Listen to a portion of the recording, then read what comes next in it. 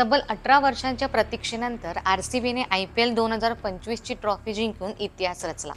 हा क्षण संघासाठीच नव्हे तर संपूर्ण बंगळुरूसाठी अभिमानाचा होता। या ऐतिहासिक विजयाच्या जल्लोषासाठी सुरुवातीला ओपन बस परेडचा प्रस्ताव ठेवण्यात आला होता, परंतु वाहतूक कोंडी आणि सुरक्षा व्यवस्थेच्या कारणास्तव प्रशासनाने यास स्पष्ट नकार दिला।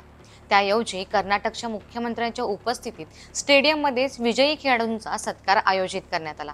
पण एकीकडे सत्कार सुरू असताना दुसरीकडे चाहत्यांची चेंगराचेंगरीची घटना घडली।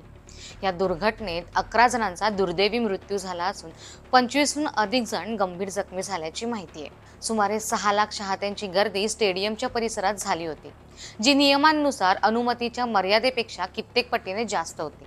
स्टेडियम परिसरात गर्दी वाढल्यानंतर पोलिसांनी जमावावर लाठीचार्ज केला। यामुळे चाहत्यांमध्ये घबराटीची लाट उसळली आणि लोकांनी एकमेकांना चिरडत धावपळ सुरू केली। याच गोंधळात चेंगराचेंगरी झाली।